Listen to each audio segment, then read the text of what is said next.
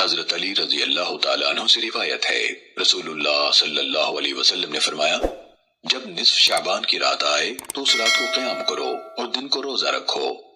اس رات اللہ تعالیٰ سورج کے غروب ہوتے ہی پہلے آسمان پر نزول فرما لیتا ہے اور صبح صادق طلوع ہونے تک کہتا رہتا ہے، کیا کوئی مجھ سے بخشش مانگنے والا ہے کہ میں اسے معاف کر دوں؟ کیا کوئی رزق طلب کرنے والا ہے کہ اسے رزق دوں؟ کیا کوئی کسی بیماری یا مصیبت میں مبتلا ہے کہ میں اسے عافیت عطا فرما دوں؟ سننے ابن ماجہ حدیث نمبر 1388۔ حضرت عائشہ رضی اللہ تعالیٰ عنہ سے روایت ہے، انہوں نے فرمایا، ایک رات میں نے رسول اللہ صلی اللہ علیہ وسلم کو گھر میں نہ پایا۔ میں آپ کی تلاش میں نکلی تو دیکھا کہ آپ بقی میں ہیں اور آپ نے آسمان کی طرف سر اٹھایا ہوا ہے۔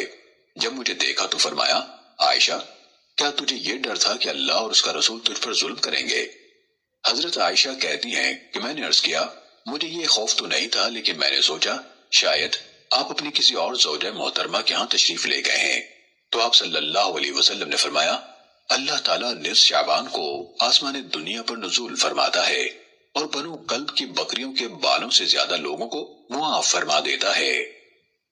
سننے ابن ماجہ حدیث نمبر 1389۔